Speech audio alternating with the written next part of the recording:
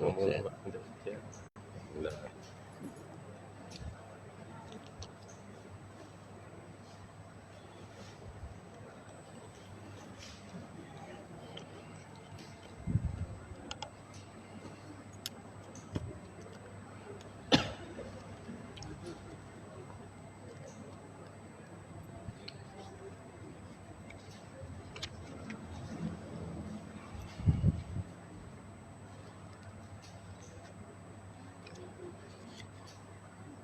Assalamualaikum warahmatullahi wabarakatuh. A'udzubillahi minasyaitonirrajim. Bismillahirrahmanirrahim. Alhamdulillahi rabbil alamin, wassalatu wassalamu ala asyrafil anbiya'i wal mursalin sayyidina Muhammad wa ala alihi wa sahbihi ajma'in. Rabbi syrah li sadri wa yassir li amri wahlul 'uqdatam min lisani yafqahu qawli. Subhanaka la ilma lana illa ma 'allamtana innaka antal alimul hakim. Wala haula wala quwwata illa billahil aliyyil azim. Qala Allah ta'ala fi kitabihil aziz. A'udzu billahi minasyaitonir rajim. Bismillahirrahmanirrahim. Alif lam mim. Zalikal kitabu la raiba fihi hudan lil muttaqin. Alladzina yu'minuna bil ghaibi wa yuqimunas salata wa mimma razaqnahum yunfikun. Walladzina yu'minuna bima unzila ilaika wa ma unzila min qablik. Wabil akhirati hum yuqinun. Ulaika ala hudam mir rabbihim wa ulaika humul muflihun. Shadaqallahul azim. Firman Allah Subhanahu wa taala di dalam surah Al-Baqarah bermula daripada ayat yang pertama berakhir pada ayat yang kelima yang bermaksud Alif Lam Mim. Kitab Al-Quran ini tidak ada keraguan padanya, menjadi petunjuk bagi orang-orang yang bertakwa, iaitu mereka yang beriman kepada perkara-perkara yang gaib, melaksanakan ibadat solat, membelanjakan sebahagian rezeki yang kami berikan kepada mereka, dan mereka yang beriman kepada Al-Quran yang diturunkan kepadamu wahai Muhammad dan kitab-kitab yang diturunkan sebelum engkau, dan mereka yakin akan adanya hari akhirat. Mereka lah yang mendapat petunjuk dari Tuhannya, dan mereka itulah orang-orang yang beruntung. Alhamdulillah, summa alhamdulillah. Marilah sama-sama kita merafak syukur kehadrat Allah Subhanahu Wa Taala. Pada pagi yang mulia ini kita dapat memulakan kehidupan kita dengan permulaan yang baik. InsyaAllah kita memakmurkan masjid Allah. Kita melakukan solat pagi subuh secara berjamaah. Alhamdulillah kita duduk dalam majlis-majlis ilmu. Mudah-mudahan Allah kurniakan kepada kita pahala, Allah Ta'ala kurniakan kepada kita kepahaman dalam beragama. Alhamdulillah kita berada pada tanggal 14 Sya'ban. Hari-hari berlalu begitu cepat. Di antara hari-hari putih 13, 14, 15 bulan Sya'ban ni disuruh kita dia berpuasa. 13 hari semalam, hari ni 14, besok 15, Khamis kalau boleh kita sambung dapat hari Khamis kalau ikut pada kitab Mutla'ah Badrin. Siapa yang tidak berpuasa sebelum 15 hari bulan, maka selepas daripada 15 hari bulan tu tak ada puasa sunat bagi dia sampai 15 hari bulan. Jadi sampai esok sambung insya-Allah pada hari Khamis tu puasa kita lagi sekali insya-Allah. Mudah-mudahan Allah bagi keberkatan kepada kita. Insya-Allah. Jadi alhamdulillah pada pagi ini kita dapat sama-sama mengisi masa kita dengan duduk dalam majlis ilmu. Jangan lupa berniat beriktikaf seperti mana yang saya selalu katakan kepada tuan-tuan, bila kita duduk dalam majlis ilmu ni, pastikan sekurang-kurangnya kita dapat 3 perkara.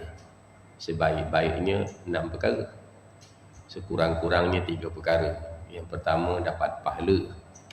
Bila nak dapat pahala, kena niat. Ikhlas.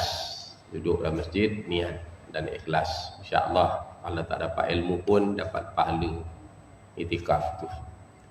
Yang kedua, pastikan kita dapat ilmu. Nak dapat ilmu, kena dengar. Baru dapat ilmu, insyaAllah. Yang ketiga, kita dapat doa para malaikat. Bila kita duduk dalam masjid, dalam keadaan kita duduk, sentiasa duduknya kita itu didoakan oleh para malaikat. Berapa jumlah? Kiralah kalau satu hari naik 70,000 malaikat. Daripada peristiwa Isra' dan Mi'raj sampai sekarang ni, berapalah agaknya jumlah malaikat yang mendoakan kita. Kalau biasanya bulan Syakban, orang suka buat majlis tahlil arwah, minta didoakan. Itu doa para manusia. Tapi doa para malaikat, bila kita duduk dalam masjid, dalam keadaan kada wuduk, insyaAllah didoakan oleh para malaikat. Yang ketiga, tadi dapat doa para malaikat, dapat pahala, dapat ilmu. Tambahan yang keempat, dapat bungkus, dapat makan. Yang kelima, dapat bungkus. Dan yang keenam, dapat duit. Itu pastikan 6 perkara tu. Nanti tambah lagi kalau ada. Walau bagaimanapun tuan-tuan, itulah perjalanan hidup kita. Hari tetap berlalu, masa tetap akan berlalu meninggalkan kita. Dan sebegitu sampai masa kita akan pergi meninggalkan dunia ni tadi. Sebab tu kata Nabi, hidup kamu tak ubah seperti lampu Aladin yang menyala kemudian dipadam. Maka seperti mana biasa, saya akan memilih beberapa ayat daripada ayat Al-Quran. Saya pilih daripada surah Al-Baqarah yang mengisahkan tentang lembu, seekor lembu. Tapi dalam Quran ni banyak pengajaran di kitab ni. Allah kata, zalikal kitabul la raiba fihi hudal lil muttaqin. Itu kitab, yakni Al-Quran, tidak ada syak, tidak ada keraguan padanya. Maknanya dalam Quran ni suatu kitab yang kita tak boleh syak, kita tak boleh ragu di dalamnya, walaupun sepotong ayat, walaupun sepotong kalimah. Siapa rasa syak, siapa rasa ragu, maka disebut dalam ayat 103 surah Al-Kahfi, maka habis segala amal-amal dia. Jadi tak boleh ragu. La raibah, tidak ada keraguan. Semua kita baca tu kena yakin dan percaya. Iaitu alladzina yu'minuna bil ghaibi, menjadi petunjuk bagi orang bertakwa. Bukan semua orang baca Quran dapat petunjuk, tapi orang yang bertakwa, dia akan baca Quran itu sebagai mendapat petunjuk. Lepas tu kita tengok bila dikhabarkan orang bakar Quran di mana tu dia, dibakar Quran, kita marah. Tiba-tiba berlaku dalam negara kita, orang buang Quran, 13 jilid Al-Quran, orang buang dalam longkang. Bagaimana perasaan kita agak-agaknya? Terguris tak terguris perasaan kita? Ataupun kita biasa je, kita tak ada rasa apa-apa? Orang boleh buang kalamullah Al-Quran dalam longkang. Bakar tu pun kita dah rasa berat, tapi bakar dia jadi abu, jadi debu habis. Kalau buang dalam longkang, dia kekal dalam longkang tu lama. Dalam longkang orang buang. Jadi satu penghinaan kalau ikut Islam tu, daripada kitab Muqaddimah Akidah Ahlussunnah wal Jamaah, batal dah iman dia. Habis dah, terkeluar dia daripada Islam. Menjadi petunjuk bagi orang yang bertakwa, bukan semua orang. Ada orang baca Quran ni dapat pahala je, dia tidak baca Quran lebih daripada itu. Sebab tu kita nak nyambut Ramadan. Saya selalu kata Ramadan ini mulia bukan kerana Ramadan semata-mata, tapi syahrul Ramadan allazi uzila fihi al-Quran. Bulan Ramadan itu bulan yang padanya diturunkan kitab Al-Quran. Maka Ramadan itu mulia dengan sebab turun padanya kitab Al-Quran. Nak buat apa? Sebagai huda, petunjuk bagi kita manusia ni. Apa yang kita lalui, maka perlembagaan hidup kita, panduan hidup kita ini untuk pastikan kita sampai ke destinasi kita, iaitu syurga. maka kena ambil kitab Al-Quran sebagai apa? Iaitu mereka yang beriman kepada perkara yang gaib. Beriman mesti percaya kepada perkara gaib. Perkara gaib ni benda yang kita tak nampak. Dosa, pahala, syurga, neraka. Ni benda yang kita tak nampak dengan mata. Adanya pahala, adanya dosa, adanya syurga, adanya neraka. Semalam di Melaka orang tanya saya berkaitan dengan larangan-larangan mengajar agama Ustaz hari ni. Dan menyangkit pula pada negeri lain pula, beberapa negeri-negeri yang lain. Saya kata, apa yang kita nak kisah sangat, apa yang kita nak peduli sangat. Kalau nak ikutkan larangan, bukan zaman sekarang orang larang orang ajar agama. Daripada zaman Nabi Nuh alaihi salam, orang dah halang orang ajar agama. Zaman Nabi Muhammad, orang dah halang orang ajar agama. Tapi Nabi tak pernah hentikan kerja itu. Jadi fikirlah sendiri, bagi siapa-siapa yang nak menghalang orang daripada mengajar agama ni, Allah kata waman azlamu mimman, siapakah yang lebih zalim daripada orang yang menghalang orang daripada memakmurkan masjid Allah. Bahawa setiap perbuatan kita ada perhitungan pahala dan dosa. Sebab itu kita selalu berdoa kepada Allah supaya Allah Ta'ala tunjukkan kepada kita ni kebaikan itu baik. Kebaikan itu baik, kejahatan itu jahat. Yang pelik kadang-kadang orang nampak yang baik tu jahat, yang jahat tu nampak baik. Habis susah. Sebab itu kadang-kadang tuan-tuan tengok dalam negara kita ni benda-benda yang bukan-bukan kadang-kadang lulus. Mentega apa tu, sekarang tengah sibuk mentega terbang apa tuan-tuan. Itu cerita lain, satu cerita. Ini satu demi satu kita tengok. Jemput penyanyi-penyanyi daripada luar negara. Tak payah nak fikir tauliah. Wahal itu confirm menyesatkan, banyak benda yang melekakan, melarangkan orang. Itu dia. Jadi kadang-kadang orang tak nampak antara beza yang baik dengan yang jahat. Orang duk perasan agama ni jadi jahat saja. Itu yang kadang-kadang kita pelik tengok. Jadi kalau ini dah ada mata, sebab tu kata Nabi seburuk-buruk buta itu, kata Nabi, ialah buta mata hati.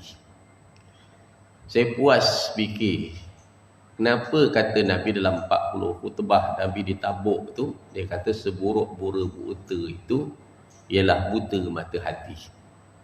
Rupanya buta mata zahir ni, orang boleh pergi masjid, boleh pergi surau.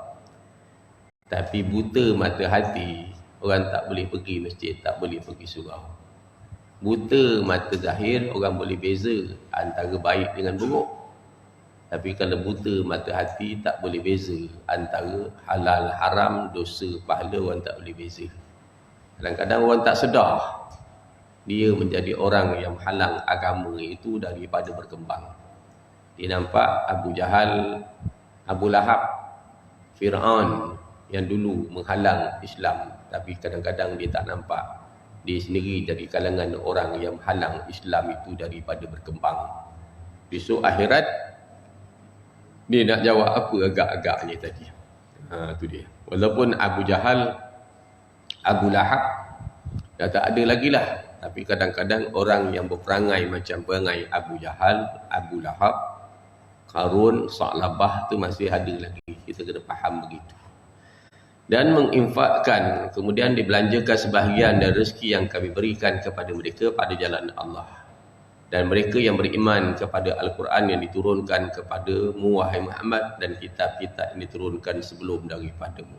Seterusnya mereka percaya kepada kitab Al-Quran yang diturunkan kepada Nabi dan kitab-kitab yang sebelum daripadanya. Kitab sebelumnya pun kena percaya. Taurat, Zabur dan Injil ni kena percaya. Percaya, iman. Tapi tak boleh hidup nak berpandukan kitab Taurat lagi. Kita dah ada kitab Quran yang lengkap, maka hidup kita ni beriman, berpandukan kepada Al-Quran. Kerana datangnya Quran memansuhkan kitab-kitab yang lain. Taurat, Zabur dan Injil itu sendiri. Iaitu mereka percaya akan ada hari akhirat. Kalau manusia hidup, dia percaya akan adanya dunia dan adanya akhirat. Seperti mana dia percaya ada pahala, Dia percaya ada dosa, maka dia akan buat benda-benda baik. Tapi yang susahnya kadang-kadang manusia ni tak akan percaya, tak berapa nak percaya akan adanya dosa. Sebegitu juga ada hari akhirat. Hari manusia itu akan dibalas perbuatan mereka. Mereka lah yang akan mendapat petunjuk daripada Tuhannya, dan mereka lah orang-orang yang beruntung. Mereka inilah orang-orang yang beruntung. Mereka mendapat petunjuk daripada Allah Subhanahu wa ta'ala. InsyaAllah kita menyambung kembali pada muka surat 124 daripada kitab kita ni. 124 Ayat tersebut menunjukkan bahawa manusia itu adalah satu umat menurut fitrah mereka. Itu kita dah baca itu. Bawah sekali.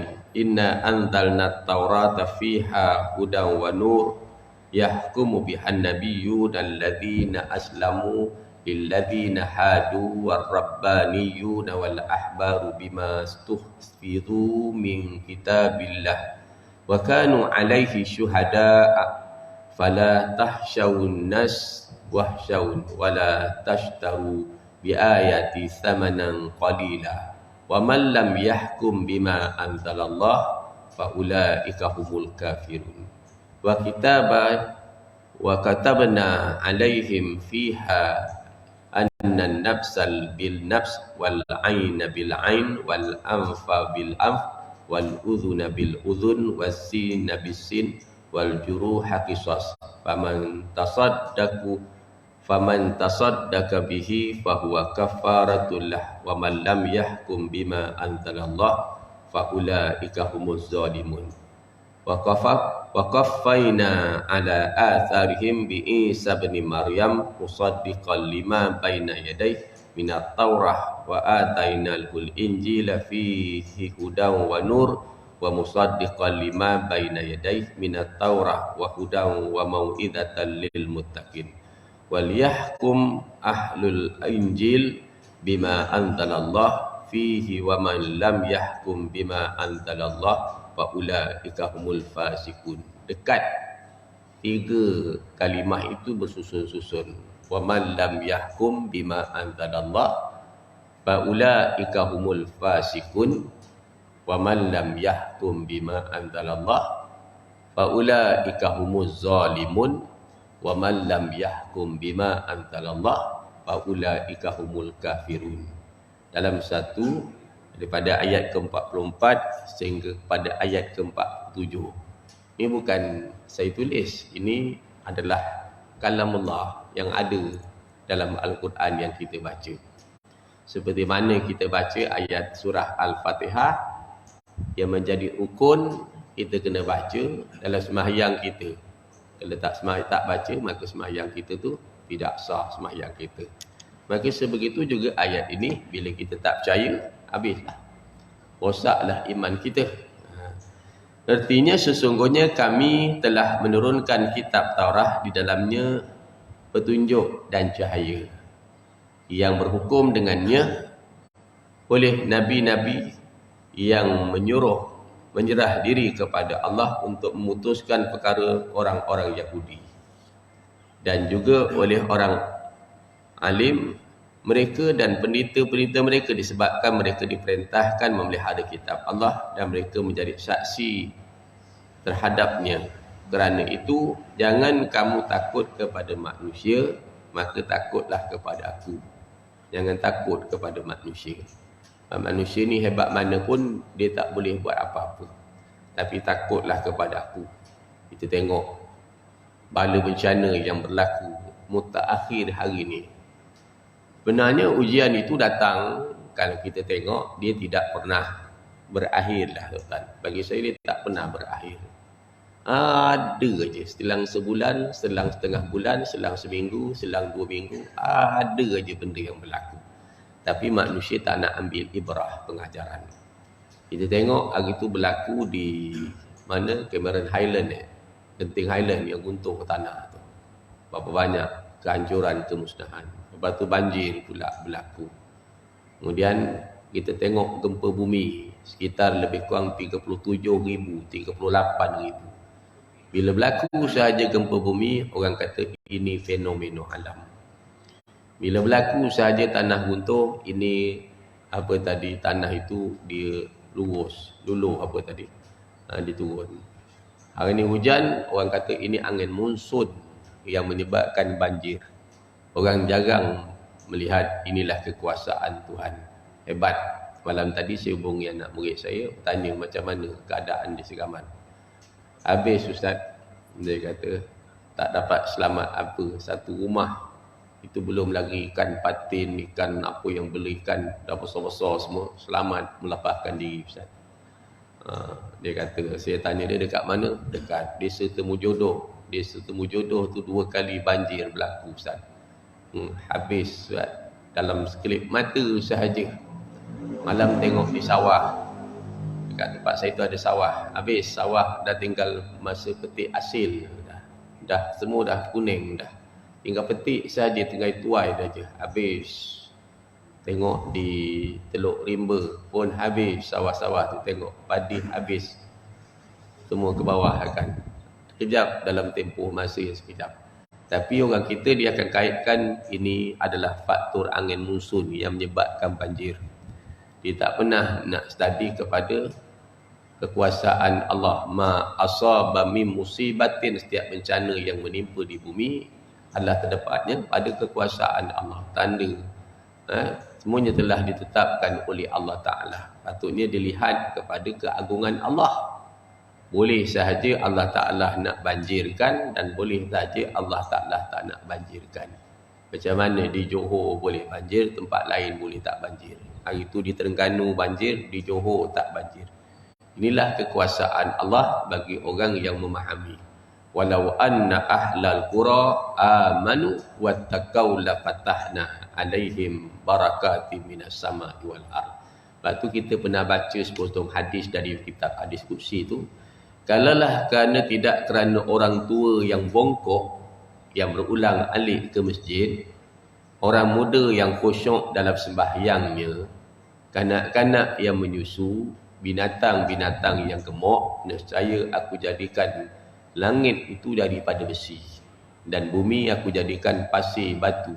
Bagaimana tidak aku turunkan air hujan di bumi walaupun setitis. Ingat dulu saya cakap dengan tuan-tuan, 5 perkara kalau umat Nabi Muhammad dibuat, maka tunggulah bala Allah ditimpakan atas mereka. Itu kata-kata orang alim. Yang pertama, bila mana orang tua telah mula mengabaikan orang muda. Orang tua tak ambil kisah dengan orang muda. Orang tua dah tak ambil kisah, lantak langkah orang muda nak jadi apa jantaklah. Yang kedua, bila kewajipan fardu ain diabai-abaikan. Kewajipan fardu ain ramai orang tak semayang.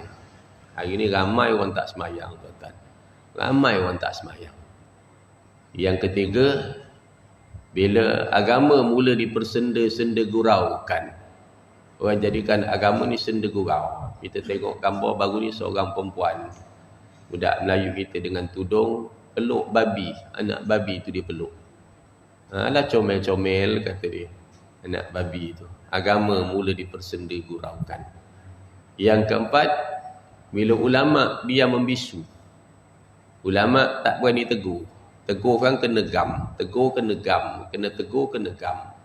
Yang peliknya, Ustaz Azhar Idul tu kalau kena gam, satu hal. Ustaz Wadi Anwar pun kena gam juga. Entah Ustaz Ishak Nur, tak bila pula kena gam. Tapi itulah. Siapa lagi ulama dia membisu. Dan yang akhir sekali, bila mana Allah dan Rasul, Al-Quran dan hadis tidak lagi orang letak di tempat selayak baginya. Quran dan hadis bukan jadi bahan rujukan lagi dah. Quran dan hadis ni sekadar orang letak dekat atas tu jadi pameran nak baca-baca. Saya ulang sekali lagi. Kata para alim ulama, dia kata 5 perkara kalau umat Muhammad buat, tunggu bala Allah akan ditimpakan. Yang pertama, bila orang tua telah mula mengabaikan orang muda. Orang tua tak berani tegur lagi orang muda. Takut nak tegur orang muda. Nombor 1. 2, bila kewajipan fardu ain diabai-abaikan. Kewajipan fardu ain orang tak buat. Semayang orang tak buat. Ramai orang tak semayang, tuan-tuan. Hari ni ramai orang tak semayang. Belum cerita orang yang sakit. Orang yang sihat pun ramai yang tak sembahyang. Kewajipan fardu ain diabaikan.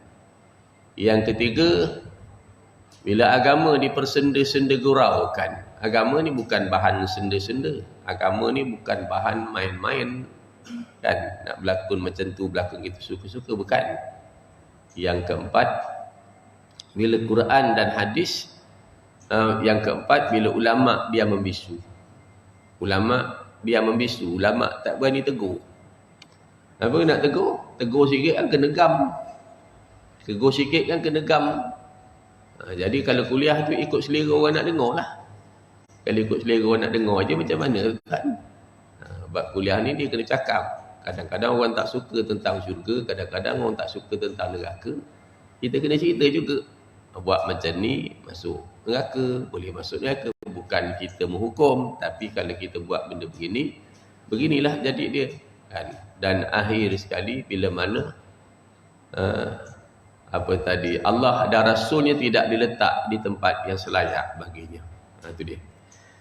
Maka jangan kamu menukar ayat-ayat Allah dan jangan kamu menukar ayat-ayatku dengan harga yang sedikit. Maka barang siapa yang tidak menurut apa yang diturunkan oleh Allah, mereka itu adalah orang-orang yang kafir. Contoh, Allah kata, wa aqimus salata wa atuz zakah. Diri sembahyang, keluarkan zakat. Tiba-tiba dia kata sembahyang ni sebenarnya tak wajib. Zakat tu tak wajib. Kafir dia. Siapa yang dia kata? Dan mereka adalah barang siapa yang tidak menghukum menurut apa yang telah diturunkan oleh Allah, maka mereka itu orang kafir. Dan kami telah tetapkan kepada mereka dalam Taurat itu bahawasanya kata Allah, nyawa dibalas dengan nyawa dan mata dibalas dengan mata, hidung dengan hidung. Ini bagi hukuman kisos. Hukuman kisos. Bunuh balas bunuh. Kalau seorang lukakan orang, maka balas dia lukakan. Kalau seorang itu potong tangan orang, maka balas dia potong tangan. Kalau dia tak potong, maka dia kena bayar diat, ganti rugi. Ini pun kita dah lama tak belajar. Lama dah kita tak belajar undang-undang jenayah ni. Lama dah kita tak belajar. Dan kadang kalau orang belajar pun, mengajar pun, kita rasa pelik. Apa pasal pula ada belajar potong tangan ni?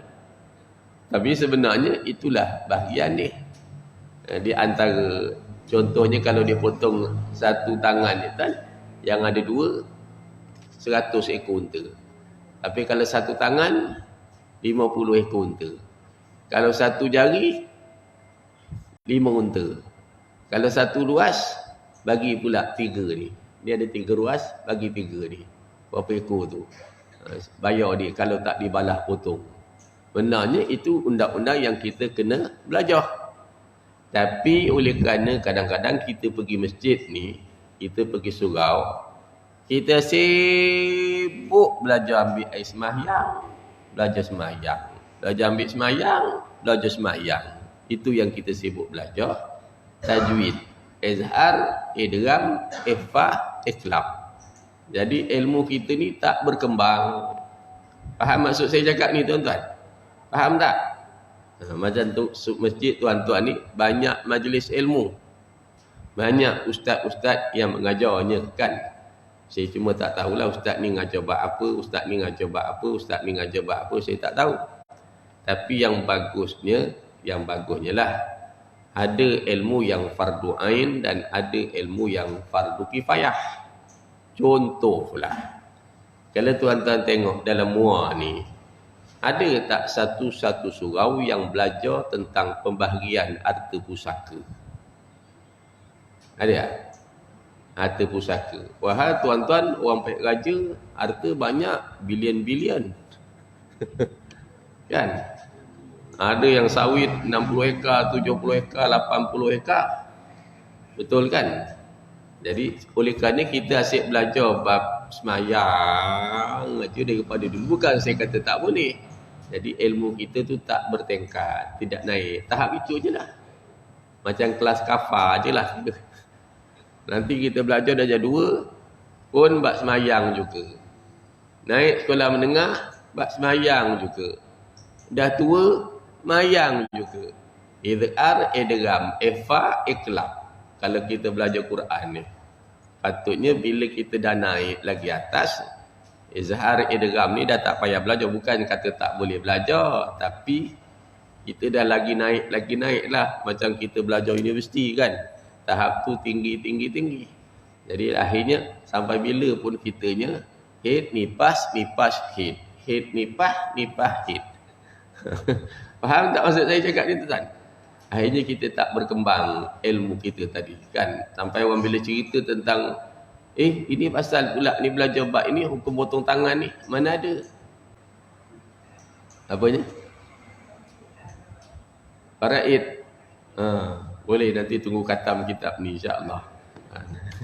Khatam kitab ni ada lagi 4 jilid. Bolehlah kata. Tapi nak buat macam mana? Tentang kita belajar ini pun okey sebulan sekali. Ni musim-musim Ramadan, ramai cuti 2 bulan.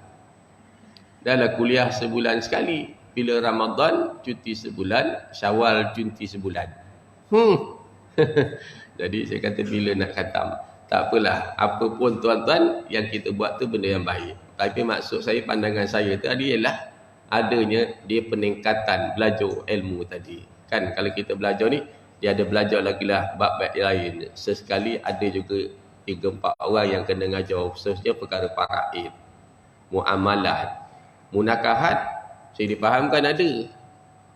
Munakahat ni dia tak berapa panjang sangat kan. Bila kita dah berkahwin, biasanya jarang kita kahwin lagi. Tapi saya tahu dekat masjid tuan-tuan ni ada belajar munakahat. Betul.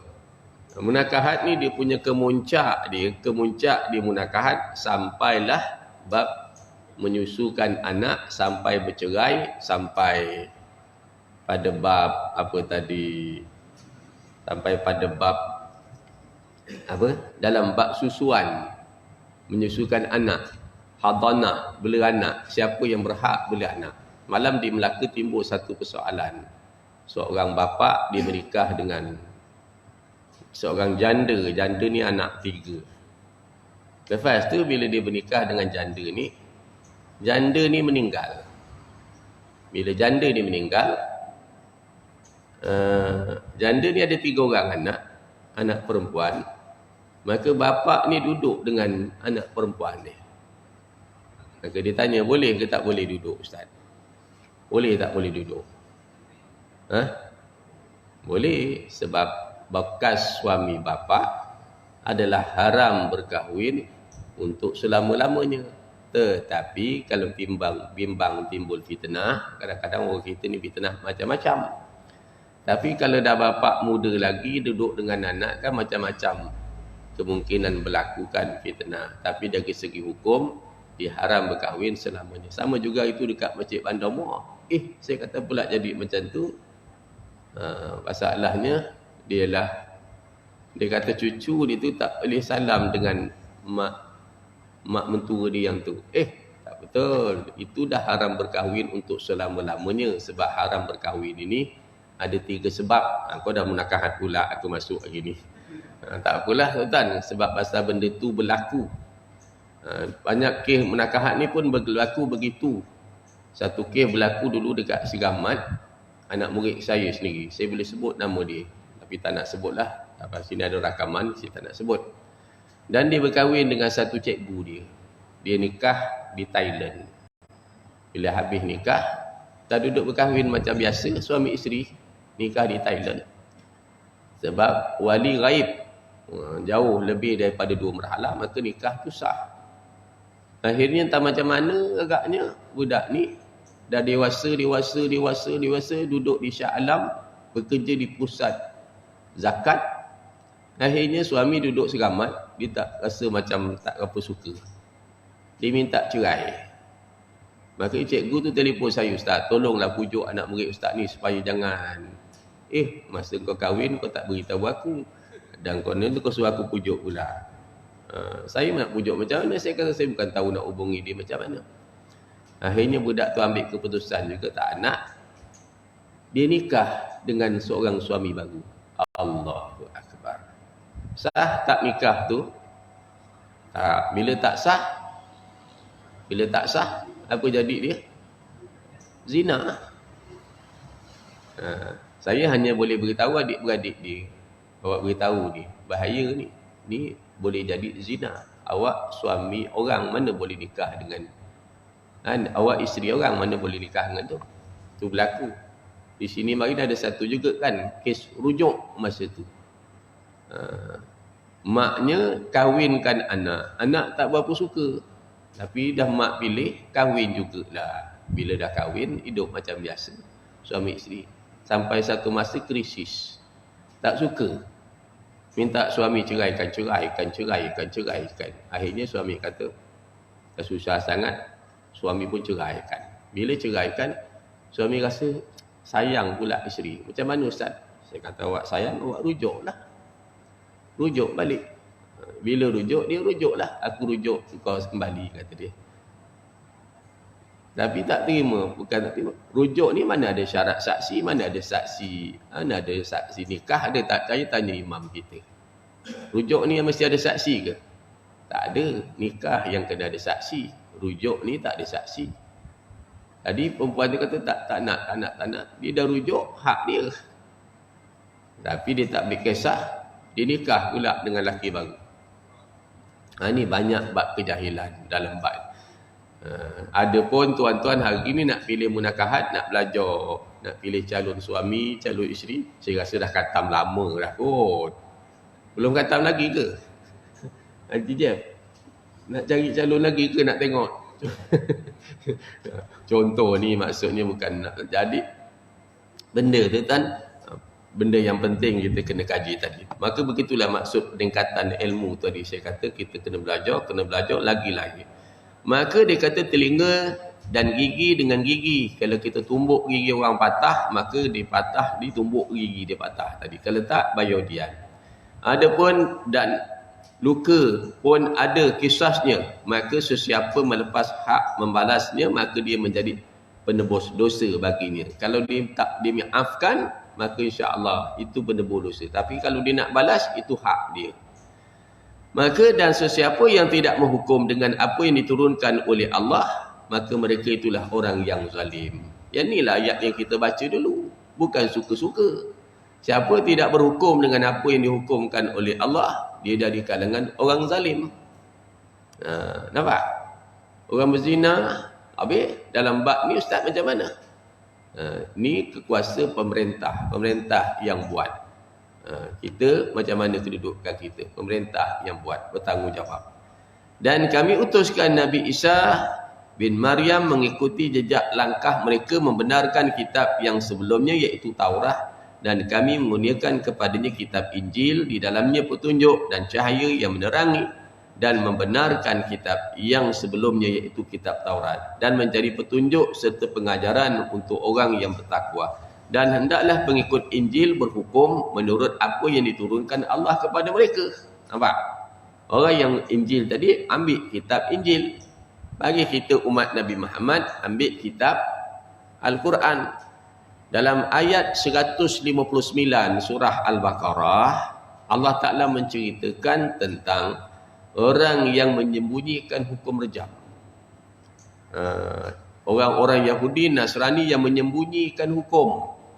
Para alim ulama, dia tak baca ke semua ayat. Dia baca ayat itu, dia pilih-pilih. Bila sampai bab hukum ni, dia buang.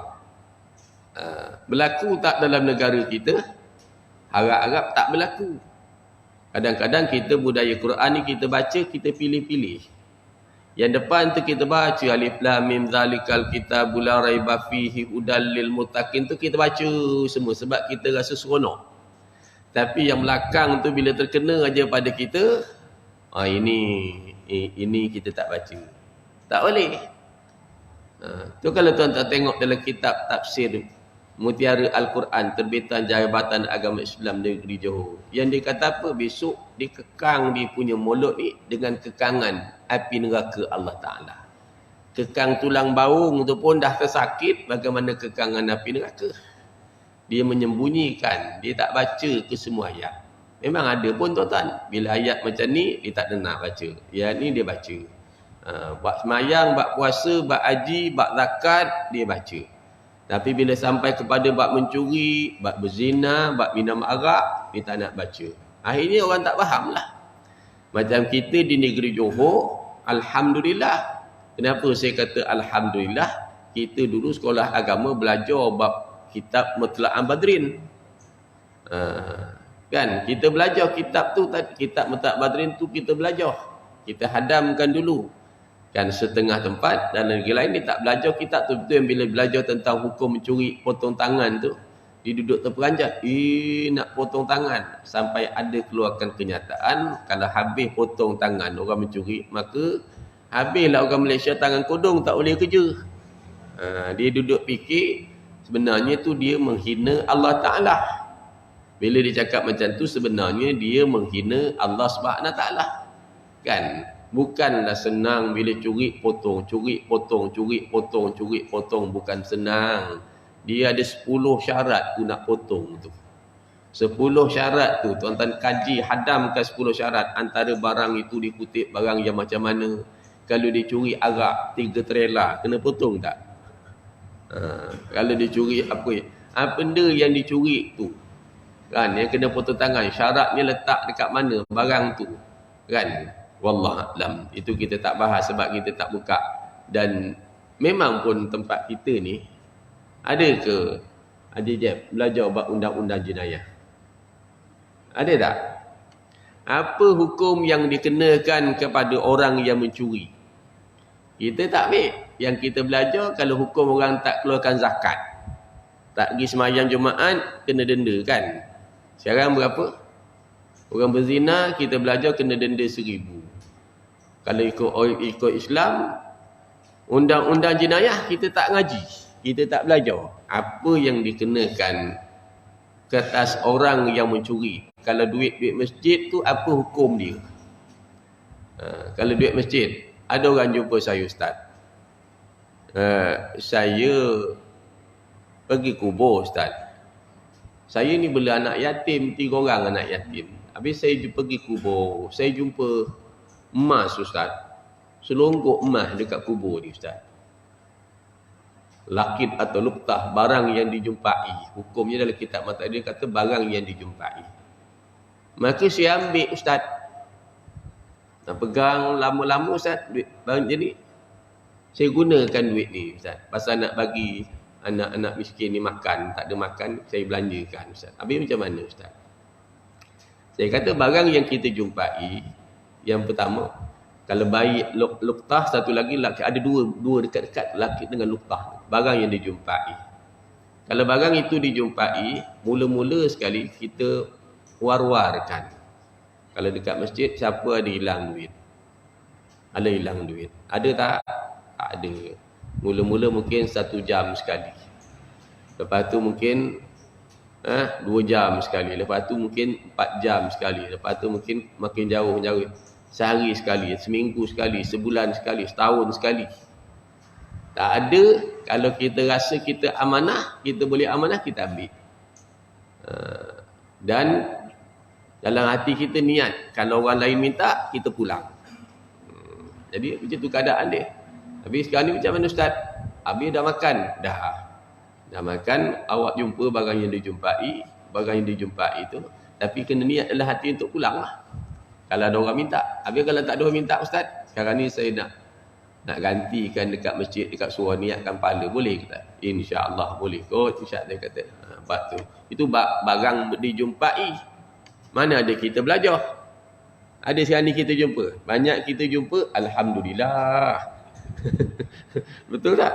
Banyak kita jumpa, alhamdulillah. Zaman saya pun dulu, tuan-tuan, masa tu kalau jumpa benda, alhamdulillah. Tapi zaman dah tua ni pula, tuan-tuan, kalau jumpa, dah payah pula nak cari. Rasa amanah ke tak amanah? Kalau rasa amanah, ambil. Kalau rasa tak amanah, kalau rasa kita ni tak boleh amanah, ambil, hantar balai polis. Habis, kalau dia bedal, Ustaz, itu bukan kita bedal. Orang lain yang bedal. Tapi kita amanah lah tu. Kalau kita rasa kita tak amanah. Wallahualam. Kemudian dia kata, dan barang siapa yang tidak berhukum dengan apa yang diturunkan oleh Allah, maka mereka itu orang yang fasik. Ada 3 kedudukan. Wa man lam yahkum bima anzalallah fa ulaika humul fasikun, wa man lam yahkum bima anzalallah fa ulaika humuz zalimun, Wa man lam yahkum bima anzalallah fa ulaika humul kafirun. Kalau tuan-tuan tengok dalam hukum Islam, orang yang berzina, apa hukuman dia? Apa hukuman dia? Apa hukuman orang berzina? Kalau dia belum berkahwin, sebat 100 kali. Kalau dia telah berkahwin, rejam sampai mati.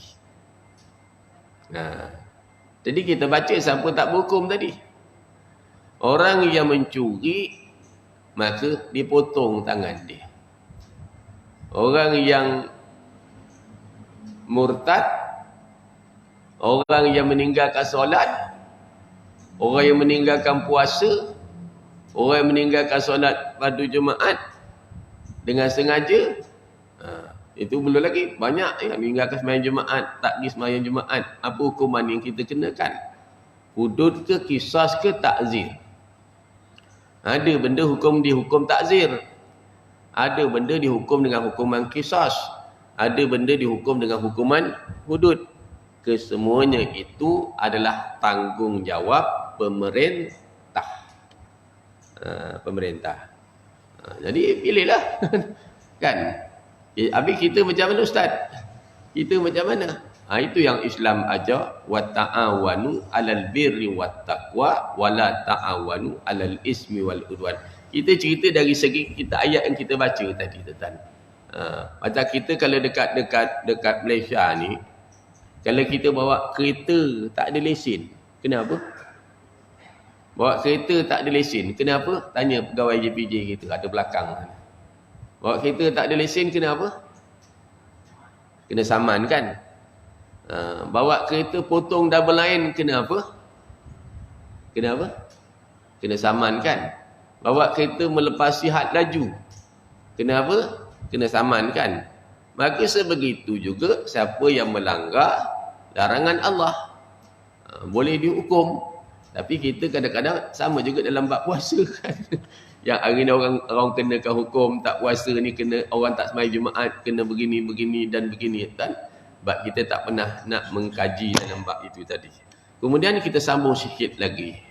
Wa anzalna ilaikal kitaba bil haqq musaddiqan lima baina yaday minal kitab wa muhaiminan alaihi fahkum bainahum bima anzalallah wa la tattabi ahwaahum amma ja'aka minal haqq likullin ja'alna minkum syir'atan wa minhaja walau sya'allahu laja'alakum ummatan wahidatan walakin liyabluwakum fima atakum fastabiqul khairat ilallah marji'ukum jami'a fayunabbi'ukum bima kuntum fihi takhtalifun. Dan kami telah turunkan kepadamu iaitu kitab Al-Quran yang membawa kebenaran. Quran bawa kebenaran. Bagaimana bila Allah Ta'ala ciptakan, dia cerita aku ciptakan kamu asalnya daripada setitis, daripada tanah, usul jadi setitis air manis. Malam kita buka bagaimana Allah Ta'ala ciptakan jin, Allah Ta'ala ciptakan malaikat, Allah ciptakan manusia, Allah Ta'ala ciptakan, subhanallah. Kalau kita tengok punya hebatnya Allah Ta'ala. Dia ciptakan ni daripada ni mula dia, diciptakan ni daripada ni, macam mana kekuasaan dia. Membenarkan apa yang sebelumnya, iaitu kitab yang diturunkan sebelumnya, dan untuk memelihara serta mengawasinya. Kerana itu putuskanlah perkara yang mereka menurut apa yang diturunkan oleh Allah. Nampak tak tuan-tuan? Putuskan apa yang berlaku tu menurut apa yang diturunkan oleh Allah, dan jangan kamu mengikut nafsu. Sebab itu kita buat sesuatu benda tuan-tuan mengikut apa, macam khutbah jemaat tempoh hari kan, sekitar 2 minggu lepas, seminggu 2 minggu lepas, berkaitan dengan hutang. Ini saya kuliahkan di pejabat JPJ tuan-tuan, baca panjang ayat tentang hutang tadi. Hendaklah didatangkan, dituliskan, didatangkan saksi, gini. Satu ayat je, satu muka surat. Satu ayat tentang hutang tu ditulis satu muka surat. Satu ayat ni, agaknya itu ayat yang paling panjang agaknya. Satu muka surat dari atas sampai bawah. Kan dekat pejabat JPJ hari tu. Cukup lengkap. Nak tulis berapa orang saksi, nak tulis dia macam mana, bila, kalau tak tulis dia macam mana, kan.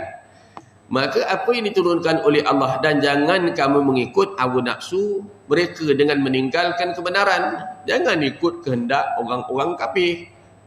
Jangan ikut nafsu dia. Dia memang tak nak. Berkaitan dengan Arab, dia memang tak puas hati punya tuan-tuan. Kan? Kita tengok, saya tak tahulah gambar itu berlaku kat mana. Tapi betul ke tak? Tapi orang hantar pada saya satu gambar yang berlaku dekat Brazil. Orang puja setan tu kan. Duduk baring, patung besar setan tu diarak, ramai-ramai dia puja kan. Dia sembah benda-benda syaitan yang bertaring dengan bertanduk kan.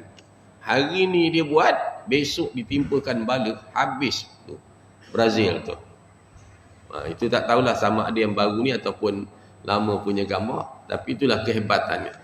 Yang telah datang kepadamu untuk tiap-tiap umat, untuk antara kamu. Kami berikan aturan. Tiap-tiap umat ni ada peraturan dia. Dan jalan yang terang. Sekiranya Allah menghendaki, nescaya kamu dijadikan satu umat aja. Kalau Allah hendak, dijadikan satu umat aja. Tapi macam mana? Ada begini, ada begini. Kan itu senang, tapi itulah manusia. Dia bagi dia kan dua jalan. Kan? Kalau dalam hidup, walisana wasyafatain, dua bibir. Cuba tuan-tuan bayangkan kalau ada orang ada satu bibir je dia. Macam mana dia nak cakap? Macam mana dia nak cakap? Untung dia ada dua bibir. Boleh keluar, macam mana macam suara dia. Tapi kalau satu je bibir dia, tak pening kepala. Oh subhanallah, bagi orang nak berfikir. Dia boleh faham bahasa sama-sama dia. Kita dengar orang Jawa cakap, orang Jawa kaku aku. Dia kata apa tu? Basuh tangan apa? Ngangklon apa? Apa nama dia? Basuh tangan tu apa? Angklon. Aku pun tak faham. Air basuh tangan tu nama dia apa? Aku pun itu belum lagi. Yang ini jangan, yang ini jangan, yang ini sambal orang. Akhirnya orang tu makan nasi kosong aja. Apa makan nasi kosong aja? Dah yang ini jangan, yang ini jangan, yang ini sambal orang. Orang tu makan nasi kosong aja lah. Faham tak? Yang ni jangan, yang ni jangan, yang ni rupanya jangan tu rupanya sayur. Yang ni sayur, yang ini sayur, yang ini sambal udang. Yang awak cakap yang ni jangan, yang ni jangan, yang ni sambal orang, mana aku nak makan? Aku makan nasi aje lah. Rupanya orang lain faham, aku pun duduk termenung. Alah. Kan? Tapi macam mana dia boleh memahami? Subhanallah, hebatnya ciptaan Allah yang Tuhan. Itu belum lagi lembu bercakap dengan lembu, kambing bercakap dengan kambing. Nescaya Allah sekiranya menghendaki, nescaya kamu jangan apa, nescaya kami jadikan kamu satu umat. Tetapi Allah hendak menguji kamu. Dalam ayat yang lain dia kata, kenapa Allah Taala tak datangkan malaikat dari kalangan nabi, dari kalangan malaikat? Maka Allah kata, kalau ada di bumi ni malaikat yang berjalan, maka kami datangkan juga seorang nabi dari kalangan malaikat. Tapi bumi ni manusia. Maka dia kata, kami terhadap pemberian kepadamu. Kerana itu belum-belumlah kamu buat kebajikan. Hanya kepada Allah tempat kamu akan kembali semuanya. Habis kesimpulan, kata Allah, semua kita ni akan balik kepada Allah. Lalu diberitahu kepada kamu apa yang telah kamu persisihkan masa kat dunia. Apa yang kita persisihkan besok, apa yang kita buat. Sebab itu tuan-tuan, kalau orang nak buat majlis agama, ngajak agama, jangan susahkan dia. Bagi dia kemudahan. Besok kita ni ada perkiraan dekat akhirat. Kita nak jawab apa besok dekat akhirat. Itu saya pesan dengan tuan-tuan tu, jaga-jaga. Besok kita nak jawab apa. Orang nak buat kerja agama yang kita susah-susah hati pasal. Kita risau. Itu yang saya cakap dengan tuan-tuan. Kita cempak sebiji bola, JDT lawan Terengganu, 30,000 orang datang tu. Bukan sikit-sikit, 30,000 tahu. 30,000 tahu. Bukan sikit. Kita kuliah ni, masjid tuan-tuan ni saya ucapkan tahniah 10 kali tahniah datang. Tak maaf cakap lah, tahniah kepada jawatan kuasanya. Usaha yang kita buat ni. Ni dah berapa tahun saya ngajar ni. Ada lebih kurang 300 tak ni? Lebih kurang lah. Kita campur yang dekat rumah. Tapi kalau stadium tu 330,000 datang tu, kalau buat majlis, tiba-tiba yang datang 300 saja. Agak-agak apa usaha dia yang akan dia orang buat? Agak-agak ni. Saya ingat disediakan bas, pengangkutan percuma, makan free, semua dibagi. Tapi kalau masjid, ada orang ke tak ada orang ke, lantaklah engkau. Setuju? Setuju tak? Lantaklah engkau, ada orang ke tak ada. Ada dia nak sebih. Ini saya daripada pejabat bangsa-bangsa bersatu nak tengok. Ramai tak orang datang semayang dekat masjid. Ada ke tak ada? Besok pun berising aja. Mayang 8 ke 20, 20 ke 8, 8 ke 20. Kita bergaduh kita dengan kita sama sendiri. 8, imam kata 20, makmum kata 8. 8, imam kata makmum kata 8, makmum kata 20. Kita bergaduh sama-sama sendiri. 8, 20, 8, 20. Akhirnya 8 marah 20, 20 marah 8. Yang tak semayang, seorang pun tak marah. Tak percaya tengoklah nanti. Wallahu a'lam. Kita berhenti sampai situ. InsyaAllah kita sambung kuliah kita pada minggu depan. InsyaAllah.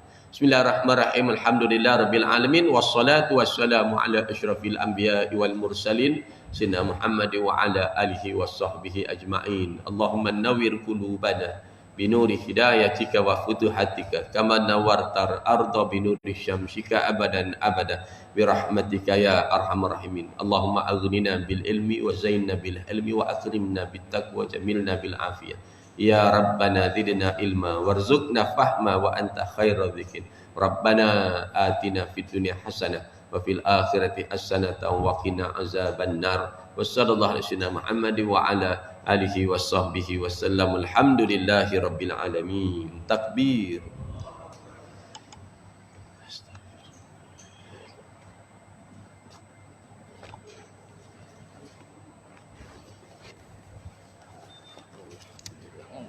Terima kasih.